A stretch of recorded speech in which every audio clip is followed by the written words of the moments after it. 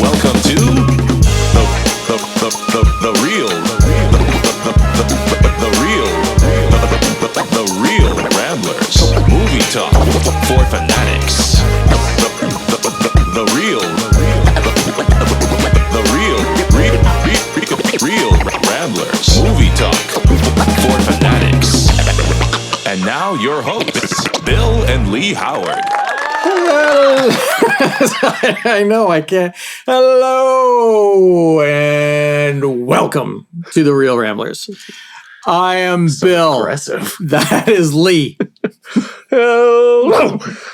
Sorry, Jay. Just blew out Jay's earpieces, his earballs, and Hope everybody out there is doing well. Thanks for tuning in yet again. Maybe for the second time. Who knows when? How many you've listened to? Hopefully you like us. Please like us. Please. Yeah. I have real self-esteem issues, so please we me. both do. So let's just hope that works out all right. So today we are discussing somebody Once named told me the world is gonna own me. I ain't the sharpest tool in the shed. You can't set me up with that Hey, song. man, That's I'm a sorry. real banger. Okay. Please continue. We're going to talk about Jason Blum and his company Blumhouse. Yeah. I really want to say Blumhouse. I'm really working on correcting that. Well, if you ever want to be his friend, you say his name right. I know I should say his name right. Anyway, horror itself, we've discussed this before, where horror is really seeing this huge surge that doesn't really seem to be dipping or ending. Yay. And it's been going on for years now. Yep. But I think one of the dudes who is responsible for that is Jason Blum. Yeah. I would say that kind of the thing he did that really kicked this whole wave off was probably Paranormal Activity. That's right. That was. Yeah. Yeah. I think that was a movie that kind of forgot. changed the game. I love. And, yeah. I mean, we talked about those before. I Yeah. think.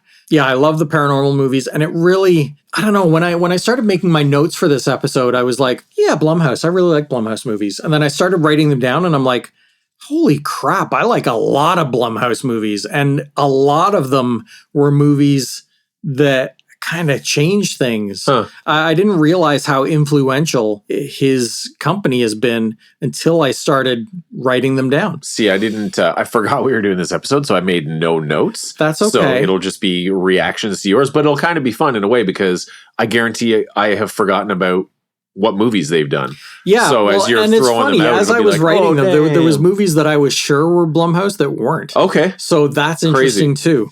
And I guess that just means that it spawned, imitators Sure. in a good way. Yeah. So yeah, Paranormal definitely put Blumhouse on the map.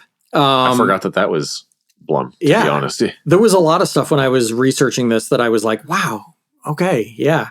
So that changed things, and Paranormal changed things a lot in the way that Blair Witch did. Yep. Where it started showing that, hey, look, you can make a low budget movie that's good, that makes a ton of money. Oh, yeah.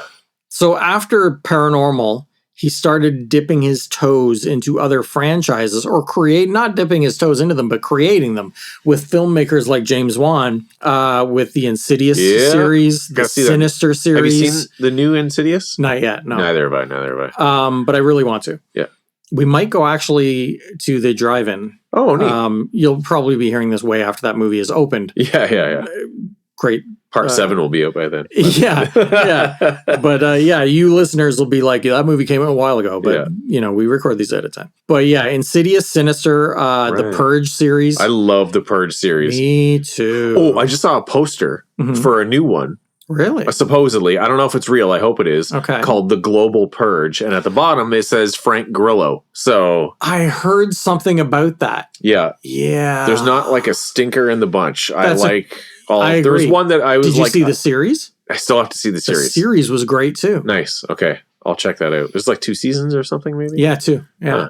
As good as the movies, I think. Nice. It's Okay, really cool. solid. We'll check it out then. But yeah, so those movies, Insidious, great, bit of a game changer, big hit. Oh, yeah. The Sinister series, again, was, especially the first one, was really praised by critics and horror fans. How many of... There's 2? I think need to just rewatch 2. those. I have very vague memories of I them. remember watching the first Sinister. That was Ethan Hawke, right? Yeah. And I remember watching the first one, and it was really praised by people for its sound design. Huh. Because Interesting. they really tried to make sound a big part of it when he's watching the old videos and Neat. stuff. Okay, cool. And it's true. I went back and rewatched them, and I'm like, yeah, the sound is creepy. Like, there's a lot of stuff going on in the surround speakers. Neat. Okay. And it's great. And then the Purge series I have absolutely loved. Yep. That world is so terrifying to me. I love it. Yeah. I didn't think I would love those movies. Me and Jordan, my fiance. Yeah. Because I had only seen a couple of them. I think I told you this before. Yeah. But like last year, we were like, because she loves apocalypse-y kind of movies. Not that they are, but sort of like type in that same theme. Yeah. So we're like, let's watch these, and we're both like, these are fucking great. Yeah. Like, and they're so different. Like, yeah, they maintain the Purge storyline, but they explore it from so many different angles. Yeah. The first one is much more intimate. Yep, just in a house. Yeah, and then it expands, and then the Frank Grillo stuff is great. And He's great. If it is true about the new one, I really hope they're bringing him back because he's great in them. And then the first Purge one I loved. I think that was one of your least favorite. I still liked it, but I think that was one of my least favorite ones. Yeah. I remember the marketing for that was hilarious and amazing. Was it? Because the poster was literally like a red baseball hat. Yeah. And it just said the first Purge on it. And it had a lot of like nice MAGA type. That's I mean, smart. one the people were trying to get away. One guy literally, like, there was a bad guy coming out of a sewer or something like that. And he literally grabbed a woman by you know what I mean? There was a lot of like not even a wink nod, but a point being like, this is what we're doing. But yeah, and the one after that was really good too, like with the border stuff. Yeah, Josh Lucas was in it, who's great. Yeah, great character actor. Yeah. So they're I love super fun, movies. and they're like, I'm always so tense when I'm watching them. Yeah. Because it's terrifying to think of your neighbors putting on masks and deciding they're going to kill you. Yeah. Like, that's really terrifying. Totally. So that's Blumhouse's first That's amazing. bunch of stuff. And I'm like, holy, like, dude has an eye for it. Yep. He knows who to work with. He knows the material. He knows how to keep budgets in check. Yeah. And make movies that turn out being crazy profitable. Yeah. Which in turn helps the genre, right? Yeah, absolutely. He did a UFO movie called Dark Skies. Oh, I remember that. I remember. Loved it. Very scary. Yeah. I think I was gonna say I think Carrie Russell's in it, but I don't know if it. I'm gonna screw something up. Yeah. But I remember really loving it. Then he paired up with our favorite boy, Mike Flanagan for Oculus. Oh my God, I love Oculus. Oculus blew my mind. Yeah. Like, what a well thought out, brilliant, scary movie. Yeah, it's so good. With twists and stuff that I didn't see anything coming. Yep. And it was like, because the sense of dread. I make Quiet Room Bears, obviously, and I have a whole backstory behind it. And it's like when I watched Oculus, which I only saw it for my first time a handful of years ago. Right. Way after it came out, and I was like, God damn it, because it has like some similar things, but done in way better ideas than I ever could have thought of. Because Mike Flanagan's brilliant. Yeah. But I'm just like, this. If I could make something, I would want to make it like Oculus, because that shit blew my mind. I loved it. Yeah. So good. And such a, like, this happens a lot, I find, with Blumhouse movies, is that they come out and they're like, it's advertised as, there's a new movie from Blumhouse. Yeah. But there's no fanfare. They're just like, check it out. Yeah. Movie. And then you go to see it and you're like, oh my God. Yeah. Like you don't expect it. Totally. And then you're like, what a great movie. So then he comes out with the Ouija movie. Right. Which was good. I enjoyed it. But it was kind of average. Yeah, like a cut and paste kind of just. But the story was cool. The acting was cool. But then some genius somewhere, I don't know if it was Jason Blum himself, is like, hey, you know what? I liked working with Mike Flanagan. How about we get Mike Flanagan to do a sequel? Yeah. And then they do the sequel, and it's like, what is happening? God. I went to see Ouija Origin of Evil in the theater with a buddy of mine, and there was like almost nobody there. And we're just like, the first one was all right. It's Blumhouse, so we'll go see it. Yeah. And us two grown men at the time, our late 40s, there must have been 7 times in that movie when I stopped breathing. Yeah. And I was like, Jesus. Like, I just jumped out of my seat. The jump scares in it thank you to Mike Flanagan, the best, were like elevated jump scares. You know, they were jump scares, but with substance behind them. And then it had, why can't I remember her name? The lead actress who is now in the Becky movies, Wrath of Becky and Becky, Lulu Wilson. Oh, yeah. That's right. Right. She was like the possessed girl in Origin of Evil, and she was terrifying. Yeah. Like, just terrifying. I was like, this movie has no business being this good the first time I saw it.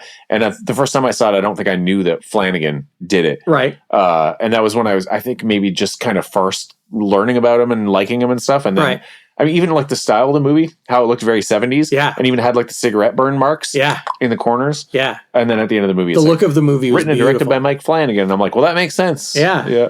And the cool thing, I think the true testament to how good Origin of Evil is that I went back and watched the first Ouija afterwards. Yeah. And it was better. Yeah. Because the sequel exists. Yeah. That's awesome. Because now it's a prequel, right?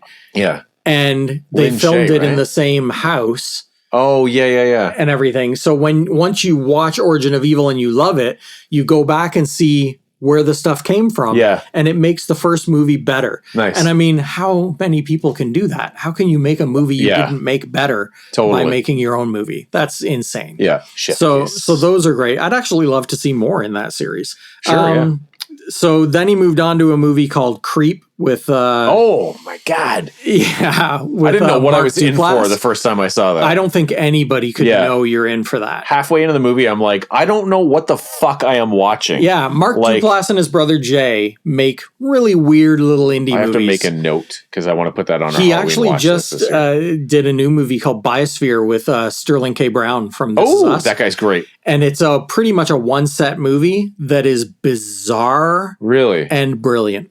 What's it called, sorry? It's called Biosphere. Okay. And Mark Duplass is brilliant as an actor, as a writer. Yeah. He's really great. Oh, man. So unsettling. Creep is so disturbing. You never know what is happening. No. Is going to happen. Yeah. Why it's happening. So the basic or why you premise feel is uncomfortable. some random dude puts out an ad for like, I want somebody to film me over a weekend because I'm dying. Yeah. Right? He says he's dying. Yeah. Yeah. And then this guy who takes the job has no idea what he's in for. That this guy is actually, that this guy is actually legit psycho. Yeah. He's a creep. Yeah. Yeah. But it's like you never know to what degree. No, because the way Mark Duplass plays him... dangerous. Yeah, the way Mark Duplass plays him is within the first couple minutes of meeting him, you're like, this guy is fucking weird. Yeah. Like, I'd run. Yeah. Because he immediately gives off the vibe that you shouldn't be around this guy. He's not right. Yep. And then as the film progresses, you're like, oh no, maybe he's just like... kind of sympathetic. A kind-hearted weirdo. Yep. Yeah. And then it changes and you're like, no, I'm getting the sense he's very dangerous. And then where it goes is crazy. Yeah. And I'm not sure if Blumhouse did the sequel, Creep 2. But Creep 2 is great as well. Really good. Yeah, solid follow-up. And again, terrifying. Yep. So then Jason Blum is like, I've been working with some great people. So maybe I'll make a movie with M. Night Shyamalan. Right. And he does The Visit. Oh my God. And The Visit... I forgot that was Blum as well. The Visit came and went, and people didn't really talk about it, and I don't know why. I don't know. It was incredible. Awesome. It's kind of found footage. Yeah. And it's basically about two kids sent to live with their grandparents for a summer vacation. Yeah. And something ain't right with the grandparents. Yeah, and that's all we'll say. The kids are amazing in it. The acting is The grandparents are amazing in it. The whole feel of the movie is like so oppressive and like, get out of there. Yeah. And then as the story unfolds, it's a great M. Night twist. I mean, we should do an M. Night episode. Yeah, totally. I'm going to write that down. That's a great M. Night episode. The Visit is amazing. A great little thriller. Really great, underrated. And then M. Night started kind of doing what Jason Blum did and started producing other people's movies and did stuff like Devil, which I loved. Yeah, super fun. It's awesome. These guys who like nurture other filmmakers like Guillermo del Toro. Yeah. Nurturing other filmmakers and giving his touch to things. Yeah. So, that was great. So, then he continues his his I Want to Work with Interesting People and pairs up with Eli Roth. And does Green Inferno. Eli's I have not seen that one twist on the cannibal movie. Right. It was very divisive when it came out. A lot of people were like, this is garbage. And I really dug it. I thought it was creepy and it felt like those 70s cannibal movies. And it was super fun. It kind of, I think it came out around the same time as Bone Tomahawk. Okay, I haven't seen that either. Really? Yeah. Oh my God. I've heard kind of mixed things too. People either seem to love it or they're mad with it. Yeah, brilliant. Cool. Okay, it's like a Western. It's a straight up Western that turns into a super disturbing horror movie. Cool. I'll check it out. I know it's on. And you can't. Patrick Wilson and Kurt Russell. Oh, Patrick Wilson's in it too. Come on, that guy's might. It's great. It's great. But anyway, you knew that. I met Patrick Wilson, and he was like the nicest fucking dude in the world. I love Patrick Wilson. The nicest guy. I've loved him forever. He's just such a great actor. Totally. I think I liked him as an actor, and then I saw Watchmen. Yeah. And then Watchmen put him in my top tier. He's awesome. I just want him to be my dad. Yeah, anyway. He's great. So then he pairs up once again with M. Night and does Split. Yeah. Which I loved. Yep. That trilogy didn't end on the best note. Nope. There's only 2 movies as far as I know. There is only 2 movies. But Split was brilliant. Amazing. Again, didn't realize it was a Blumhouse. Yeah. Crazy. Yeah. Crazy. And James McAvoy. James McAvoy, again, is one of those dudes that nobody gives him credit for the stuff he does. He did a couple of indie movies around that same time, maybe a little before it. One was called Trance. Okay. That's familiar. It was about art thieves, but it had a crazy twisty plot. It was great. And then he did a kind of a cop action movie called Welcome to the Punch. And man, you've got to see it. It's crazy. I remember the title. It's kind of a genre busting, insane ride.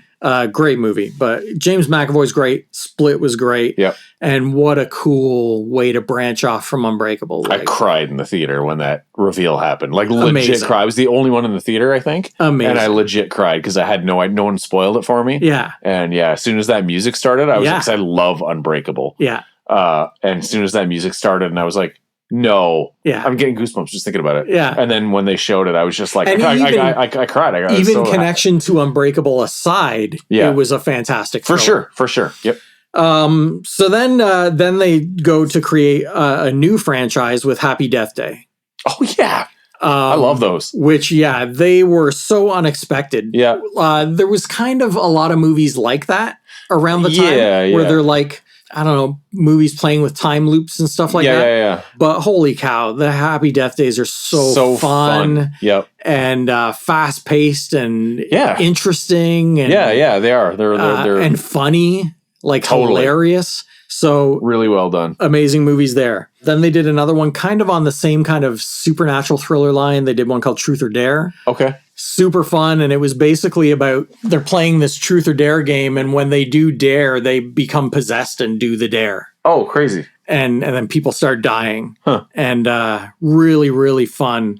Then he branches off again and does Upgrade. Okay. With the dude from Invitation that he looks kind of like Tom Hardy. I love him. Oh, I hate when I can't remember people's names. Anyway, I can see his face, but I can't. Yeah, Upgrade's basically about a dude in a wheelchair that got injured and he's in a wheelchair, and these scientists tell him, we can put a chip in your head and make you walk again. The only caveat to that is the chip's going to talk to you. Okay. It has like its own mind. So he becomes almost superhero-ish. Have you watched it yet? No, not yet. Is it in the batch I lent to you? It might be. It might be. So he gets like superpowers, but I remember it came out around the time of Venom. Because it's similar. Right? Right. Yeah. And the two dudes look alike. Oh my God, that's true. Which is weird. Yeah. But the little chip thing in his head becomes sentient. Okay. And starts like controlling him. Does it talk like Cookie Monster? No. Perfect. But holy cow, the action in this movie and where the story goes. Cool. Okay. Phenomenal. So, I mean, look at Blumhouse up to this point. Yeah. Seriously. Doing original material. Everybody's always complaining about sequels and remakes and that's all anybody makes. And then it's like, dude, Blumhouse, one company, is doing original film after original film after original film, and they're all amazing. And you're not going to see them. Exactly. Like, go see them. It's so frustrating. Then they did the Unfriended movies, which are super fun. I just put that on my list. I didn't know there was more than one. There's 2. Okay, cool. There's a TikToker. I can't remember her name. Otherwise, I would shout them out. They'll do like little movie reviews, and she just did Unfriended. And I've seen. I know it's streaming, and I know I've seen it like on. But I was like, I don't know what this is. And then, but she talked about it, and I'm like, oh, this sounds actually kind of interesting. And it sounded a little bit like Host, which I loved. Host was amazing. Incredible. So I'm like, okay, cool. I'll check it out. So I wrote it on me and Jordan's Halloween watch list. Yeah, and filmmakers like the people who make Host, and I was going to point out, there was a movie called Countdown, which is about, remember when those apps were big that you go onto it and put in your info and it tells you when you're going to die? Yeah. Well, it's about all these people who try that app, and then whatever it tells you is actually when you die. Crazy. So this girl is trying to prevent it from happening, and it is awesome. Do you remember that one, Jay? It was so much fun. And it's kind of like Happy Death Day, not quite as funny, but kind of the same sort of deal, but super great. And then the escape room movies, I thought were Blumhouse. Oh, they're not. They feel like it, but they're not. But that's another example of like, I'm sure that whoever made those was like, let's do the Blumhouse.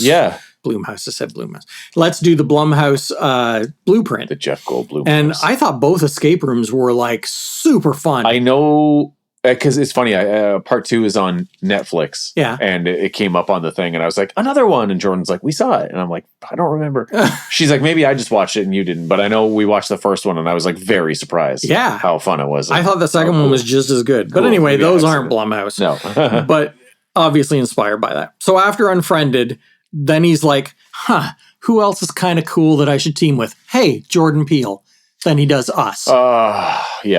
And Us is still my favorite Jordan Peele. Right. For me, the mythology of that movie is something that I just latched right onto. I loved it. I love Jordan Peele's other stuff, but that movie, I loved it. I wish there was a sequel that gave us a little bit more. Yeah. You know what I mean? Yeah. Like I get that for sure. Yeah. That's the only, and not even a complaint, because I love the movie. Like I loved everything about it. I'm just like, just give me more. Give me more of this. I want super scary. What's super with the rabbits? Fun. What's with this? What's with that? Yeah. Then they did Ma with Octavia Spencer. I saw that. It was fun as hell. Super fun. Yeah. Super fun. Octavia and I've heard that they want to do another one with a different woman. Oh. Yeah. Oh, crazy. With a different woman that like knew her. And that's so funny. I can't remember who they said. Grandma. I can't remember who they said they were going to cast. It was somebody really interesting. Damn. Anyway. But Ma was super fun. Yeah. Then Blumhouse gets a massive hit with Invisible Man. Oh my God, that was good. Super fun, super cool and innovative and smart and great performances. Yep. And it was a gigantic hit. Yeah.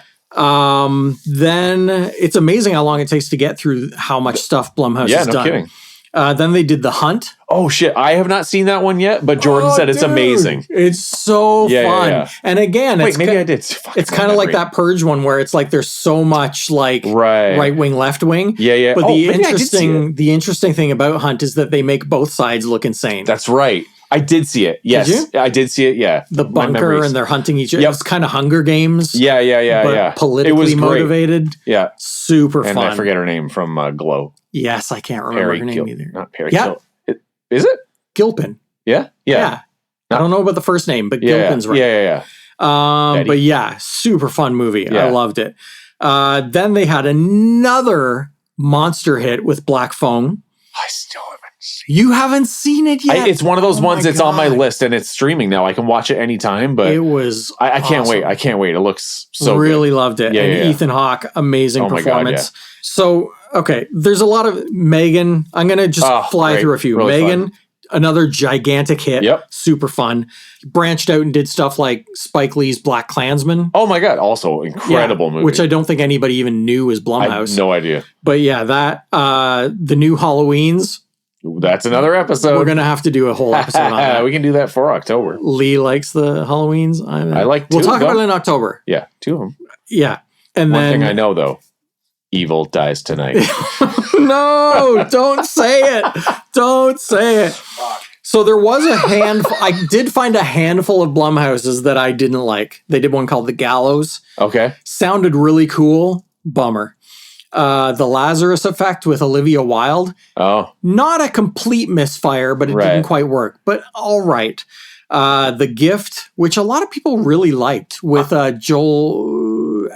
I want to say Joel Edgerton. Yeah, I think it was Joel Edgerton. The Gift. What was that one about? It was like a high school friend comes back and I don't even really remember. It's familiar. Maybe I did see it. I wasn't big on it. They did that remake of The Craft. I didn't even bother. It just terrible. Yeah. But they can't all be winners. Nope. Same with the remake of Firestarter. Dud. Yeah, I just didn't care. Funny thing is, we sold Evie's, my daughter's Littlest Pet Shop collection to that girl, the lead. Holy shit, no kidding. Her mom found our ad and bought them for her. That's so crazy. She collects them. So that's kind of cool. And then Freaky with the... I thought that was kind of fun. I hated it. Really? I thought it was trying too hard. I didn't find it funny. I can see that. I just thought I had a good time with it. Yeah. I knew I was going into something stupid. It did well. Yeah. I didn't like it at all. So those were the only duds. Huh. But I wanted to take the last few minutes here to discuss a movie that they did that wasn't released wide. Okay. I think it went straight to on demand. Wow. And nobody saw it and nobody talks about it. Jay, you might have to chime in here. It's called Soft and Quiet. Oh. Yeah. I don't know what that is. It's... That movie's crazy. Never even heard of it. From beginning to end, it's just really? It's terrifying. So it's basically about the movie starts out with this woman carrying a cake. Okay. She's on her way to a meeting at a church. And she seems like your average American mom, whatever. She has this conversation. She's at this school waiting for somebody and she talks to this little kid and something seems off, but you can't put your finger on it. I'll ruin the initial surprise, but it's in the first 7 minutes. Cool, so it's not like it's an end of the movie surprise. So she goes to this meeting with a bunch of other ladies. They all come in, they're all talking. They're, oh, this and that. Oh, I've been having a hard time. They're in a church. Sure. Seem like regular American neighborhood moms. She opens the cake and they're cutting. Oh, you made that cake yourself? Oh, and then the camera pans down to the cake. The cake is decorated with icing of a swastika. Oh my God. And you're like, what is going on? And then the women really start talking about why they're there. Oh no. And they start talking about the people that are moving into our neighborhoods. Oh no. And you're like, what is going on? And then basically the reverend of the church hears them and is like, you all have to leave. Okay, good. You can't have that meeting in my church. Right. So then things spiral out of control when they go to buy some wine. They're like, let's take the meeting to Susie's house. Right. They stop to buy wine. One of them owns the store. Okay. So it's like after hours. And while they're there, a couple of women that come in to buy wine and they're like, we're closed. And the two women happen to be Asian. Okay. Things happen. Oh boy. It gets out of control. It escalates and escalates and escalates and escalates to levels I can't even tell you really on Jesus this podcast. Christ. Okay. But by the end of the movie, you're exhausted. Wow. You're sweating. It's angry. I understand the frustration already. Absolute anger. But I know I don't get it yet because I haven't seen it. It's we watched it on the same night as another small movie, not Blumhouse, called Speak No Evil. Okay. Which was a foreign movie, I believe. And it has the same effect. Put Soft and Quiet and Speak No Evil on your must-see list. Okay. Because they're both movies that are terrifying and disturbing, but ultimately super well made. Wow. Okay. Super well written, amazing cast, terrifying on a level of realism. Wow. That's just like, that's what I felt like a little bit with Red State. Yeah, it's like that, but times 10. Wow. Crazy. Okay, cool. But holy cow, I don't know why the movie didn't get more attention. Soft and Quiet? That's what it's Soft called? and Quiet. Interesting. And it's on demand. I think you have to rent it, but it's like a $3 or $5 rental. But prepare yourself. Same people listening. If you like horror and you like extreme in themes, I mean, it's not for everybody. Not everybody can sit and watch this. It's disturbing, but brilliant. Cool. Brilliant. Okay, good. And that's one of the things that I love about Blumhouse is he'll do big, silly Megan movies and he'll produce these little tiny art house, super disturbing. Like it's disturbing on the level of like Henry Portrait of a Serial Killer and stuff. Oof. Yeah, like really hard disturbing. to watch shit. Got it. Yeah, but highly recommended in the most cautious way possible. Wow. Okay. Interesting. But anyway, that's where Blumhouse is at right now. And I mean, just looking at those movies, what an influence on the horror genre. Yeah. That's amazing. And then when you pair him up, when you think of like him, M. Night, James Wan, Mike Flanagan. Oh my God. What these guys, this small group of people are doing for the horror genre. Yeah. It's amazing. And I think I posted this just because I shit my pants when this happened, but on one of my Quiet Room Bears TikToks. And it was like, let's turn this teddy bear into a nightmare. Blumhouse's account commented and said, you had us at nightmare. And I was like, nice. What? I do have a short film, like amazing. Yeah. Just that was like, holy shit. Like, but yeah, if I'm on their radar, there's like elitist horror fans that are like, Blumhouse movies. Yeah. I hate that mass marketed crap. And it's like, they're making horror movies. I'm like, you're a horror shit. Movie fan that doesn't like somebody making original horror movies. Yeah. You're an idiot. Those guys are on the dark web looking for snuff films. Exactly. Yes. Yeah. Or worse. Yeah. But yes, support Blumhouse. The guy, the company is like, is helping horror in more ways than I can say. So anyway, that's Blumhouse. That's our Blumhouse review. Yeah. So thanks for tuning in. Keep watching these little independent horror movies and original film. Everybody's bitching about no original film, and they're there. Yep. Look and you'll find them. Absolutely. So yeah, that's it. Thanks for tuning in. And speaking of Blum, Goldblum. This episode brought to you by dinosaurs. Oh gosh, look, dinosaurs everywhere. And like, I really think about it. Your scientists were so preoccupied whether or not they could, and they didn't stop and think if they should. I want to say you've done a Goldblum outro before, but probably it's fine if you have, because we can't get enough of it. This is not Jeff Goldblum. No, his brother, Rob Goldblum. I sound exactly the same. I'm not famous. Real Ramblers. See you next time, folks. Thanks for listening to The Real Ramblers. Follow us on Instagram at Real Ramblers. That's REEL Ramblers. And you can follow Lee at Lee Howard _art and Bill at JustTheBill1138.